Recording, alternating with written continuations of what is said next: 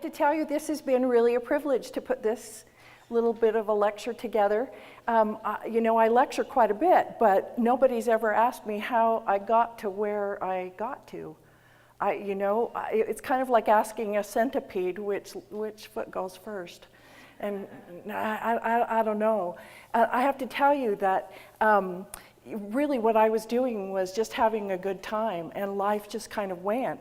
When I was born and raised in Southern California and had 2 little boys and went through a divorce, but I had gone to BYU. Don't hold it against me. I have a degree in music from BYU, which has nothing to do with law enforcement. But when I was going through that divorce, I knew about Utah, and I knew the support that families have, and I thought if I'm raising 2 little boys by myself, maybe I ought to go up to Utah. That's how I ended up in Utah. And I tested for West Jordan Police Department. Back then it was public safety.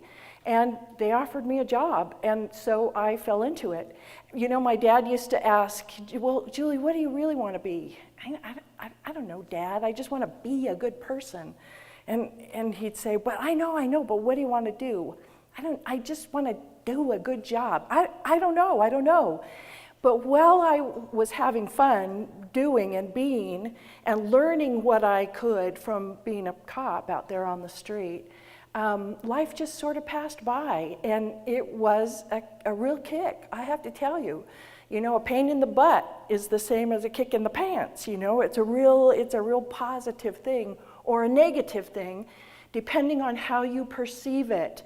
What we have to see as police officers, it's absolutely horrific, I have to tell you. So I'm going to tell you a story about being on the CISM team, Critical Incident Stress Management team.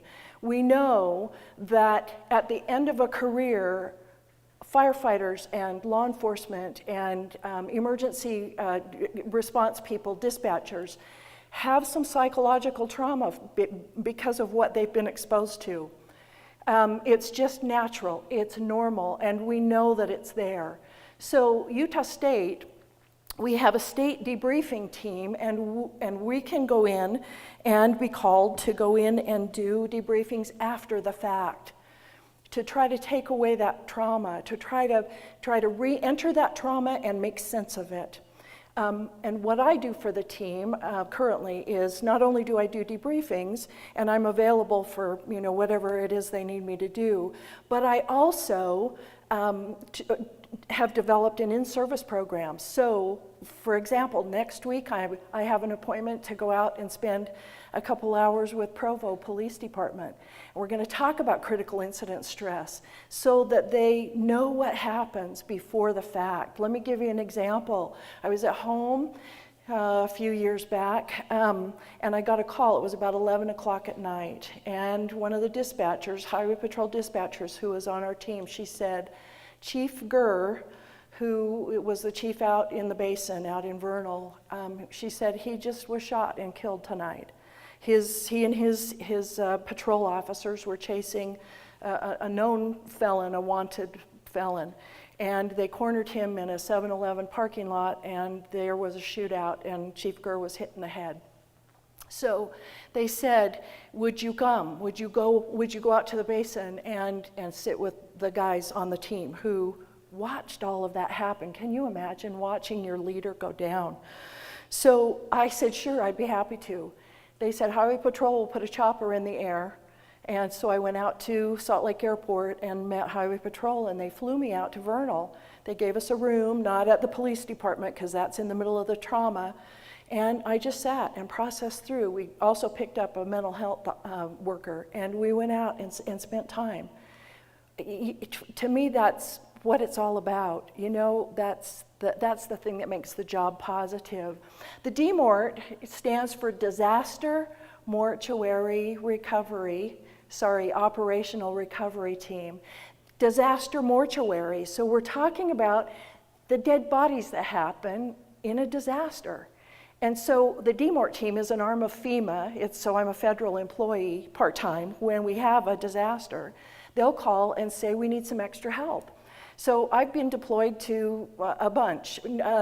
Alaska airplane crash that happened off the coast of Ventura, County, California. You know, the airplane goes into the sea at, hits the ocean at 200 miles, and what's going to happen to the bodies? They pretty much fragment. Also, I was back at Tarboro, North Carolina, when Hurricane Floyd in 1999 came in and flooded and, flooded out everything. We didn't have any freshly dead like we did at Katrina, and I also went down to Louisiana, deployed down there. But we didn't have any freshly dead. What we had in Tarboro were dead bodies that had been buried, because they're buried at ground level with a concrete cap over the top. And the water came in, and after a while, it unsettled the tops, and the tops floated away, and the casket came out and floated. So we were recovering casketed remains 30 miles from where they had been buried. Well, once you float, we have to figure out who are you in order to return you to your, repatriate the remains so that we can return you back to your family. So, I think that one of the things that has been really fun about this job, and the reason that I can do it, is that I was born curious. Did you ever wonder what you look like after 10 years in the ground? Holy crap, that could be kind of cool. So I was curious, and so I was happy to go. I wanted to go. But what I saw throughout all of my career is that people are struggling. People are struggling, and especially police and fire, because of the trauma that we have to look at. So CISM really has become my specialty and my first love. I love that. But I also know that being put in the way of trauma with people out there on the street. What a kick. What a great job. People need help, and they call you to go. It has been a wonderful, wonderful career. So I started back in 1979. That's a really long time ago. And I was just out there having fun, trying to figure out really what I wanted to do when I grew up. I didn't know. But my career took on a whole lot of different characteristics and characters. In my life, I've learned to appreciate lots of different aspects of police work. If you're thinking about police and fire, at that time, we were cross-trained as firefighters. So I carried bunker gear in the trunk of my car. And when the seminary building right next to West Jordan High burnt down, I was in detectives at the time. So I had a little dress and white nylons and, white pantyhose. And anyway, I stuffed my dress down into that bunker gear, and out I went and fought that fire. And because you just turn into whatever it is that the culture needs. So, but in 1997, we separated services, and we had to decide whether you wanted to go totally with fire or totally with police. Well, by then I had been promoted on the police side to a lieutenant, so I stayed police, and that's my first love. But I do have some experience on the fire end of it. So through my career, I've been an accident investigator, supervised traffic, and canine. I didn't have a dog, but because I was the supervisor and I did not have a dog, I ended up wearing the bite sleeve a lot. I caught a lot of those dogs, ended up in the hospital twice, actually, with broken bones in my hand and, with bites. So I understand the dogs and would go out with the training. When you've got a handler walking with that dog, on the track, he's watching the dog. So when we send the officer out to do a track, you need to have somebody watching the officer. So I got the job of doing that quite a bit because, watching my officers. And as a sergeant, I was happy to do that. Made me feel good. One of the best jobs that I had through the years was to be in charge of our negotiators. I love that. Somebody is in trauma, and they call us to come out and help. So we worked a lot with the SWAT team. The SWAT team was set up, and we'd go in and then try to make contact with the person inside, trying to negotiate somebody's life. Even if it's your own, you're holding the gun to your head, trying to talk that person out of that action and back into hope that we can do something, that we can make a difference in your life. It's a really positive thing. I have to say, at the end of the day, when they decide to kill themselves, it's hard not to take it personal, as a personal loss. So what do you do with that trauma? And then we're back again to the critical incident stress management. What kind of skills do you have? What kind of coping skills have you already funded to that point? What is your physical fitness like? Are you healthy? Are you tired? Are you run down?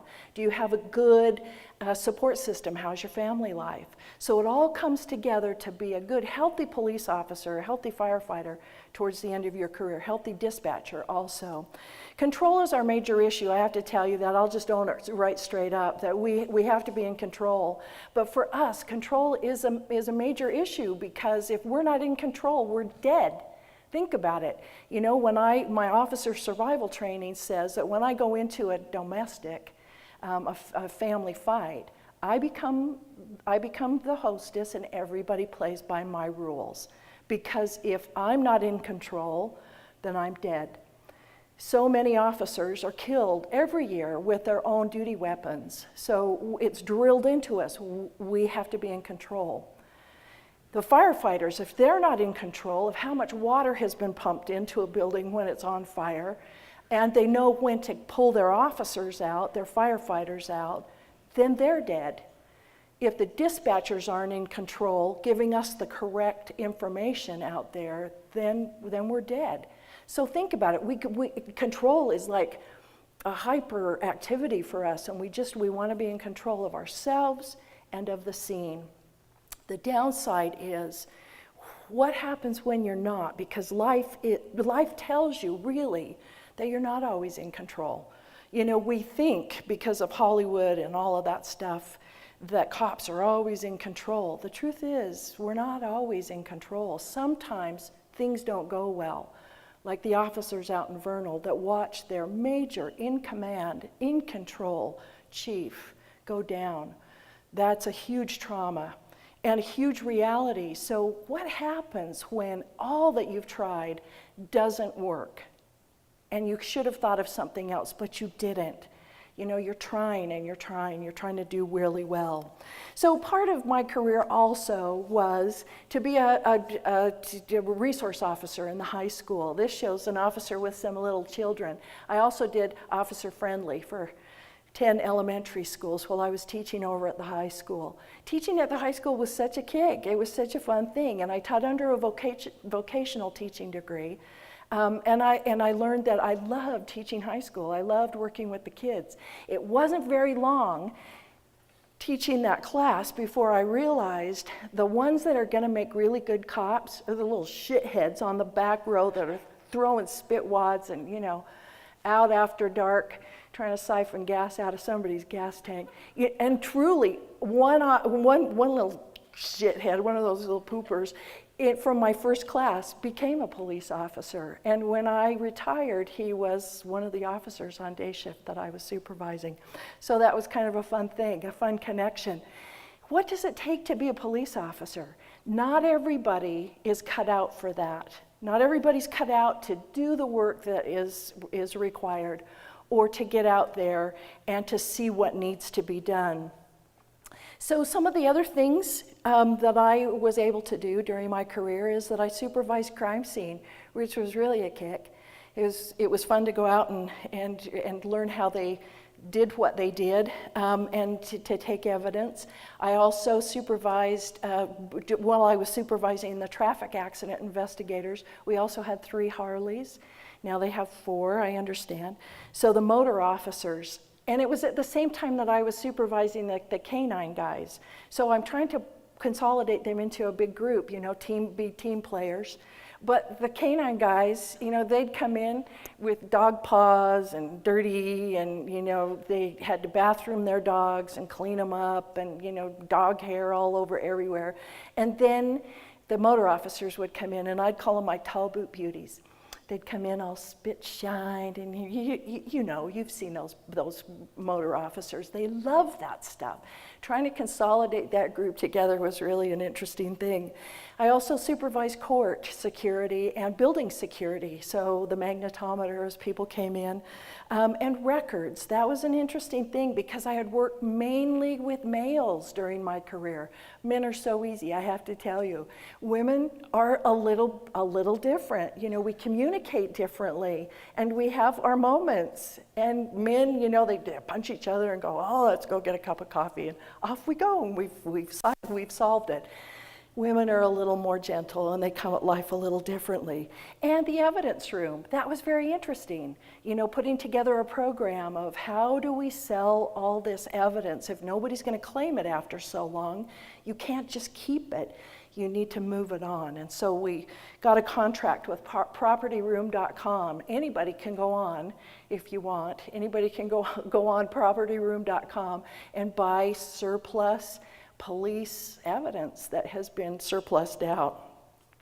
You never know who has worn that ruby ring, though, you know, that you're buying online. Also, I was cross-trained as an EMT in 1985 and fire. And like I said, I carried the bunker gear in the trunk of my car until the services we split services, and I had to choose, and I chose police because that was my first love. On a personal note, I have two boys. One decided to go into the Coast Guard after he graduated from high school. My oldest boy is, he decided to do special forces. He started as a combat engineer and went special forces. So just a quick story that kind of ties that all together. Bless their hearts. Jamie my oldest still is in the military, and he's deployed at this point in Zamboanga, the Philippines. He's been in and out of Iraq twice and to Afghanistan once. When the trade towers fell, and we were deployed as DMORT members. I was deployed shortly after the trade towers fell. We were part of that first wave that went into the trade towers because we've got this overwhelm of physical dead bodies, and we've got to recover them, and we've got to identify them. So Michael was in the Coast Guard, and Jamie was doing Special Forces selection back at Fort Bragg. At Fort Bragg, you know, when they're doing Special Forces, they don't the selection process, you can't talk to them for about 3 weeks at all. So here's little Michael up there. He's stationed at Port Angeles, Washington. And the trade towers fell, and I thought, oh my hell. You know, it took a while. Even though I'm in emergency response, it took a while for this to really settle in, that we were really, really under attack. And this is really, really scary. And then your first impulse, as a mother, I think, is that you want to touch your family members, make sure they're okay. Well, Jamie, I can't touch because he's in the bush someplace. Michael finally calls after about 2 hours, and I said, where are you, Mike? He was stationed at Port Angeles, and he was on the Cutty Hunk. He said, oh, they gave us a couple hours, Mom, to pack our bags, and now we're underway. And I said, okay, well, that's good. Where are you, Mike? And then he kind of stopped in big silence, and he said, I can't tell you, Mom. I can't tell you. What? And then it really settled in that this is for real, you know. I'm the mother, and my kids are out there somewhere. And then I recovered myself, and I said, you put your captain on the phone, gosh damn it, I'm your mother, doesn't he know? And Michael laughed, and then we got over it. We made a joke out of it. But what Michael wanted to know was, he said, Mom, are you going to go? I said, yes, I hope so. I hope I can go. So he knew that, you know, the team probably, the DMOR team the feds would probably be sending us in. And sure enough, I got to go. And the way that I kept in touch with Michael was at the EOC, the Emergency Operations Center, which was in one of the great big huge long piers, Pier 92. I would go to the Coast Guard table, and I would say, could you teletype a message, please, to the Cutty Hunk? That's how I kept in touch with Michael when the trade towers fell. So when all of this stuff happens, it affects more than just you. I've got a slide in here a little while along, and I'll bring that back up. So Jamie is Special Forces, and he's in Zamboanga. He has decided to be career military, and he's only got like 4 years left. So, and Michael, Coast Guard, but he got out of the Coast Guard after that. So he's a civilian. So if you want to be a police officer, these are the legal requirements. You have to be a U.S. citizen. You have to be at least 21 years old when you're done with school.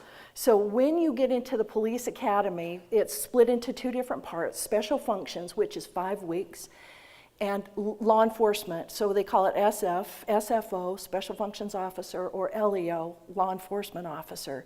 So special functions is 5 weeks, and then if you're going to do LEO, then you continue on for another 10.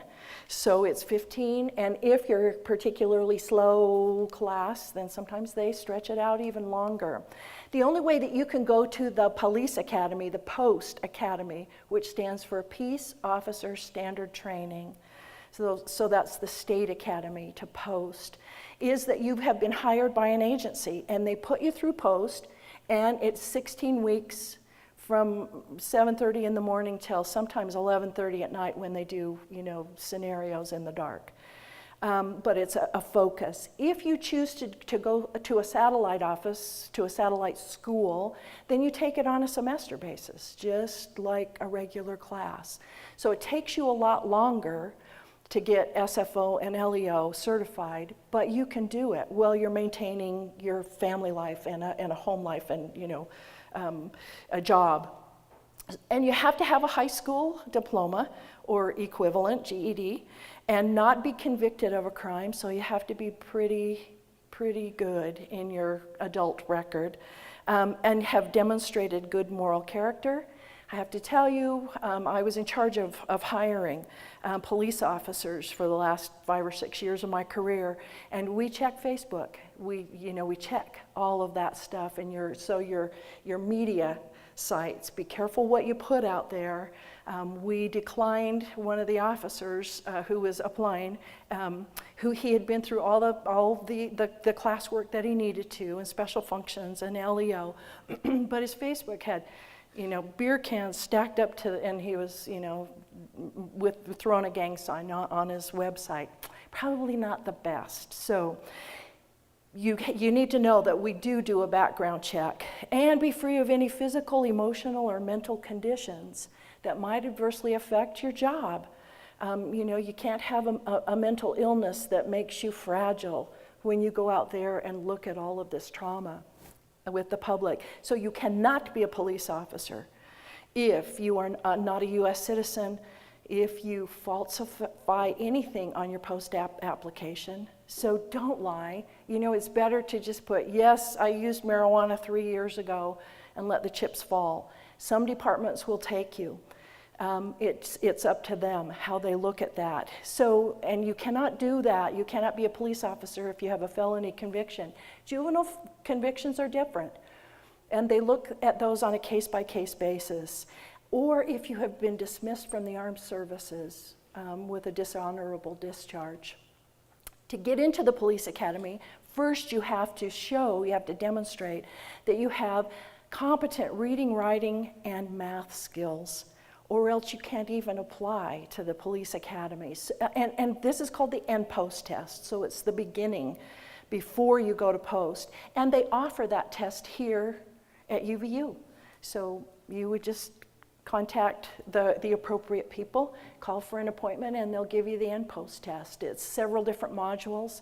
You can fail one and pass 2 or 3, and you can retake the test if that's what you want to do. So with the academy training, during the academy training, you're going to get all the basic training, law, firearms, EVO, which stands for Emergency Vehicle Operation, instruction, that's how fast and how accurately you can drive your car, and we teach you how to recover from a spin and off the curb, and how to back, and spatial awareness, lots of really good things. Physical fitness is a big deal. Physical fitness is a really, really big deal. And to think that you're going to go into the academy and they're going to whip you into shape is a fallacy. You really need to come into that with some standards. So these are the entry-level things, the entry-level physical fitness that you need to maintain or have as you're coming in. So let's just look at the top two, vertical jump, 14.5, and it tells you, if you go to the, I've given you the website, I'll show you the website, but it tells you how we do this, how we perform this, and how we test this. So what we're looking at with a vertical jump is explosive strength. You can either do it off of 2 legs or a 1 leg. And it's your vertical reach. So when you start coming in, you have to be able to jump and reach 14.5 inches. But when you finish your LEO, so 15 weeks later, it's 17 inches. So we're hoping that your speed with the 1.5 miles improves, and your sit-ups improve, and your push-ups improve. And they run you through physical fitness while you're going. So this is one of the best sites that I can recommend to find information on entry-level peace officer, how to be a police officer and what to do to get started. There's an application there, publicsafety.utah.gov, and then go to the post. There's a drop down and click on post, and that stands for Peace Officer Standard Training. And the satellite academies, like I said, UVU is one, but they're scattered around the state. So you don't have to be hired necessarily first before you go to the police academy. So think about law enforcement as a career. There are so many things that you can go into. Now, highway patrol is pretty much the state roads. If you're law enforcement, a city officer or a deputy, like I was, we do a lot of the mundane, just walking around, dealing with family fights, city stuff, problems between neighbors. Car accidents in parking lots and those kinds of things. Corrections runs its own academy, by the way, so if you're hired on by corrections, you would go to Fred House to get your training, and they would sponsor you with that. Conservation officer, I did a debriefing for DWR not too long ago, Division of Wildlife Resources. Good guys, and they have a different focus, a different look at law enforcement than being a city cop. But if you're more geared to that and you love the outdoors, that might be a good career for you too.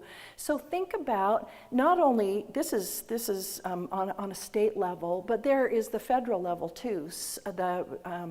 You've got the FBI and the CIA and the U.S. Marshals.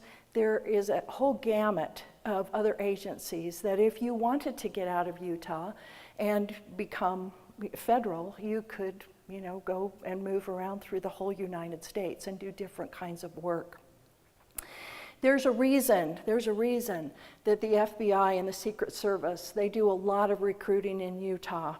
A lot of recruiting. When I was at BYU, they were out recruiting, because if you have good standards, if you have good moral standards, chances are you're not going to have that criminal record, and you're not going to have the propensity to get people in trouble once they hire you. So they put a lot into you, financially, for your training. So once they invest in you, they want to keep you, and that means that you need to come with your own good qualities. So do you have what it takes to be a first responder? It has been said that first responders have a rescue personality, and I find that that's true, that we're characterized by a high level of empathy, performance, and dedication. We want to do it, and we want to do it well. We're so competitive, and we want to get out there, and we want to look good, and we want to be first. I was driving behind, those personalized license plates, and there's the fire emblem logo stamped on it, so it was a fireman's plate. And what it said was, first in, you bet, because if you're not first in, you're carrying the nozzle. If you're second in, you're just carrying the other piece of the hose, because that hose is, a charged line is really, really, really heavy. So one of the other firefighters that I know, his license plate was Nozzle Man. Okay, yeah, Nozzle Man. Because we don't want to be the second guy in, you know. We want to be the first on scene. We want to be first. We want to be right. We want to do it well. So we tend to be very inner-directed, action-oriented, obsessed with high standards of performance, like I said. Traditional, we're socially conservative and we're easily bored. One of my traffic officers one day, he said, you know, Sarge, what we really need is a really good accident. I said, well, Greg, tell me what a good accident looks like. And he said, you know, and the car's rolling over and the arms are flying off and blood everywhere. Oh, really? Yes. That to him is a good accident. Okay, well, think about the poor person that, you know, that's happening to. Maybe we need to. But that's what he's trained to do. That's what he's trained for. So that's what he wants, to show his competence. We like control. I've already mentioned control, both of the situation and of themselves. And we really love being needed. We love being necessary. So part of what it takes is to see what is needed. I have to tell you that nationwide, most people, I think it's like 18% of people say they're happy in their jobs. They're happy going to work. And I was part of that 18%. I think emergency workers, a lot of us, are really just so happy to go and face what we do because we're adrenaline junkies and we love it and we love the stories and we love the pump, we love the hype of it. That's not what we look like at the end of the day. This is like the other kind of career that people aren't too thrilled with. You know, we get to go to work and we get to have our stories. If this scares the shit out of you, it's probably not the place for you, though. You know, if there's a burning building and you want to run away, or you find out that there's a bomb set up in the Sorensen Center, and we run towards it so we can figure out what we need to do, how do we need to help, what can we do here, instead of running away. Then maybe you're suited for that. When I was in K-9, we would train. We would go out and look at the dogs. With local dogs, we would put them through some tests to see if they would be suited for K-9. If you come at them with a whippy stick, well, the handler's standing there holding them. You come at them with a whippy stick and yell and scream, and that dog runs around behind its owner's legs. You know that's not the dog for K-9. What we're looking for is that dog that sees the threat and pulls at the end of that line, and he's barking. You can hear it in his voice. Let me at him. Let me at him. Let me at him. We're looking for the same thing in a cop. That's what we need, is somebody who wants to be there and who's breaking their necks to get there first. So you also have to be willing to do whatever is needed. What? You want me to do what? Really? That's what you want me to do? I was doing routine patrol one day, day shift. The little kids were going to school, and I got a call that a mother duck had walked across the grate, the storm grate, and here are these cute little kids standing there, waiting to get on the bus or cross the street. I guess they were walking to school. So crossing guard is there. Mother duck walks across the grate. And 6 of 8 of her babies, she had 8 babies, well, 6 of them fell down the storm drain. Holy cow. So here's these little quackers down in the storm drain. And so I drive up, and here's the little quackers down there, and these cute little, second and third graders. They're so, I think, grab, what do we need to do? Okay, so Stephen Covey said in one of his books, one test of true intelligence is what you do when you don't know what to do. And that's what every single day is like in police work, in fire work. You get there and you think, holy crap, what do we do? I don't know, shit, what do you think we should do? And you think about the different things that you might be able to do, and you try the best one. And if that doesn't work, okay, you try the next one. So I got the streets department. What do you do with 6 little quackers down in the storm drain? I got the streets department to come. They pried up that storm drain cover. It's really heavy.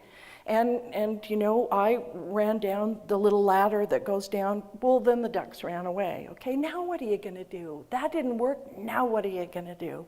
So you think about the next thing, the next thing, the next thing. I can tell you that we wash out more cadets, more people who want to be police officers because they don't have common sense. I don't know how to teach common sense. You come with it or you don't. Also, you have to have the attitude that do whatever is needed. When I put on a uniform and went to work that day, I didn't think I'd be climbing down the storm drain. I'll tell you what we did. One of the streets guy, he ran, I called the animal control first. He ran across the street, took off the storm drain, climbed down on the other side of the street, started herding these 6 little ducklings towards me. The animal control guy was up. He herded the 6 ducks, and one at a time I caught him, pitched him up to the animal control guy, and we put him in the animal control truck. Okay, after we caught all 6, the mother duck left. You know, I'd much rather be born to a polar bear mother who only has a couple of kids and defends them fiercely than to a mother duck who goes, well, I got some more, you know. I don't care, you know, we don't have to really watch those. Yeah. So be careful who you're born to. Anyway, so what do? You know, West Jordan, we took them over to Murray Park and let them go in the river at Murray Park, and they kind of made friends with some of the other bigger ducks. So what do you do when you don't know what to do? I'd never been faced with that situation before. So how logically, how well do you go through your options one at a time? So you have to be willing to do whatever is needed. And at the end of a really bad day and you think it can't get any worse, sometimes tomorrow what they ask you to do is really gonna be worse. But think about the story. Guess what I did, you know? Yeah, so sometimes it's a little bit worse. So what do you do? When you don't know what to do and you get there and they send you on a detail and you're scared shitless? Hopefully you would be scared. If you're not scared when your health and safety is compromised, threatened, I would worry about you. Those are the officers that need to not be out there on the street. And then we have these major disasters, huge disasters, you know, national disasters, and we've seen a bunch in the last few years, starting with the World Trade Center in 2001.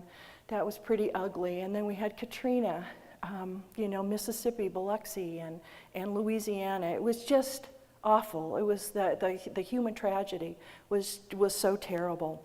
So think about how you would react with that.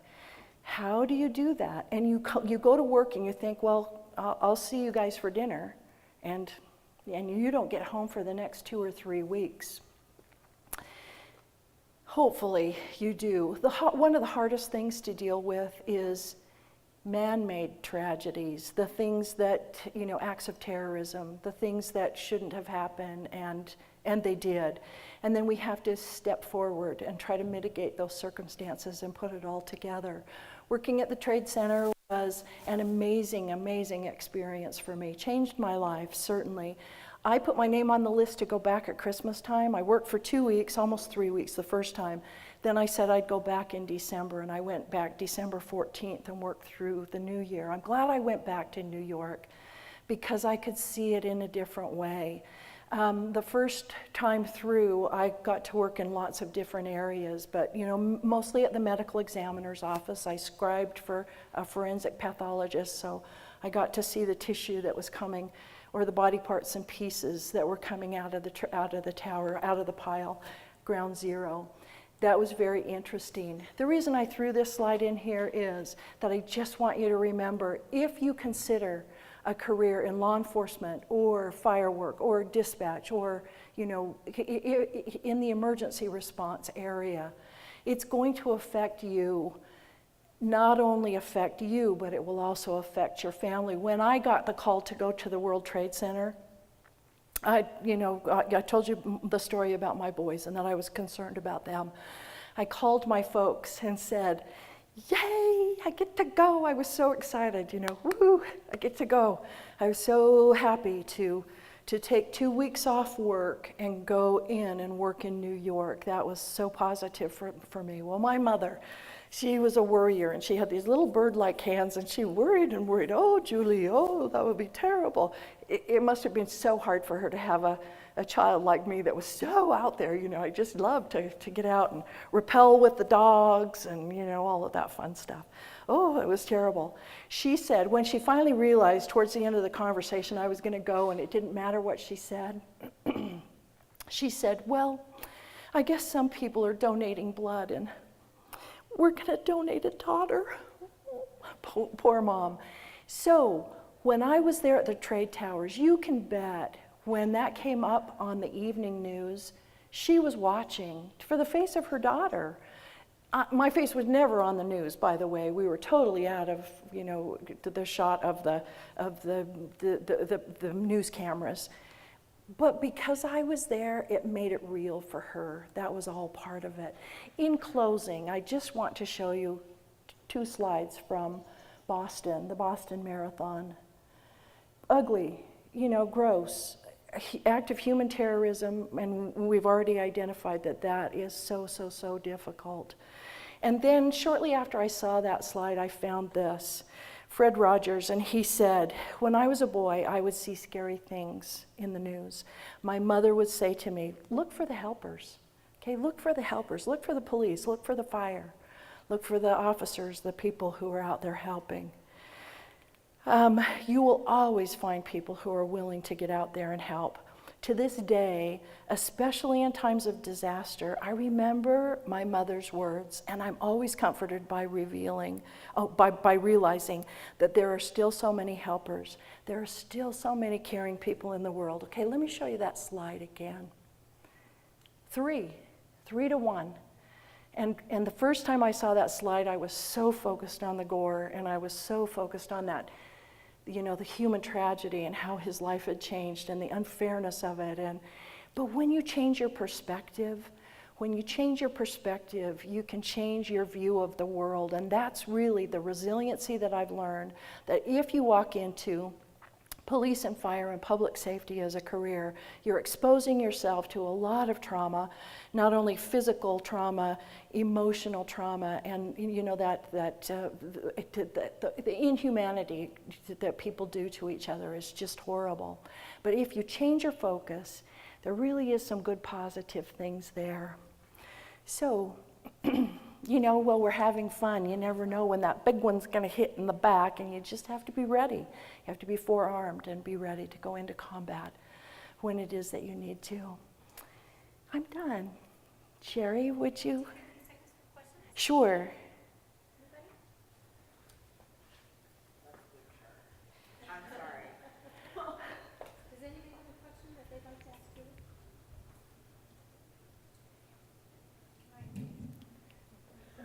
What was your very favorite thing that you did in all of your service?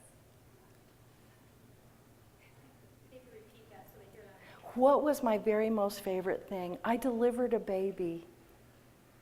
That was amazing. Oh my gosh, it was amazing. But let me tell you that story really quickly.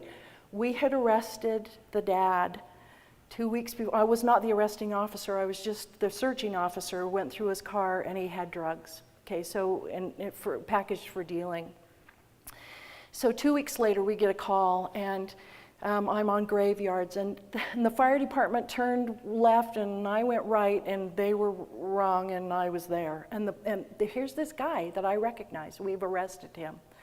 So I go in, it's her second baby, and the first little girl, beautiful, dark curly hair, and she's asleep on a mattress on the floor. So I go in, the baby's crowning, not a big deal. Baby comes out, There's really not much to do when a baby comes that fast, you just catch. So I've got this little baby girl with all this matted hair, and the mom has a bulb syringe, so we're doing our thing. And the dad notices that this little baby girl only had an arm that was formed down to her mid-wrist, no hand at all. And holy crap, then he jumps on my back and he starts to choke me. Where, my baby. So I grabbed his shirt and I said, go get me a towel, okay? Trying to focus him somewhere else. He runs into the kitchen and he grabs a little kitchen towel and he brings it back. I said, this is good. Get me a big bath towel now. Go get me a big bath towel.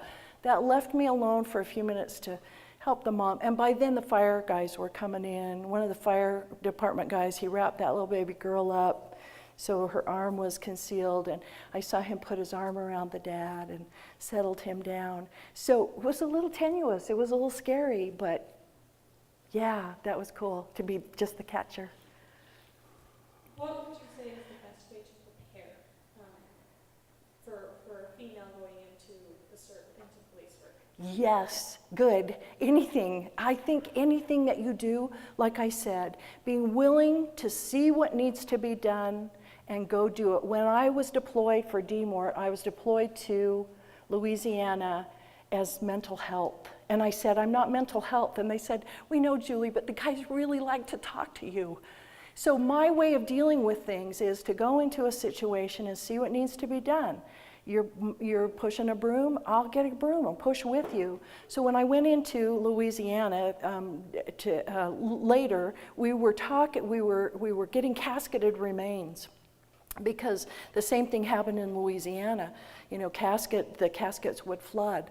And so I was attached to the X-ray, the X-ray people, technician, and all I was doing was lifting bodies, putting a plate underneath and stepping out so they could X-ray these bodies.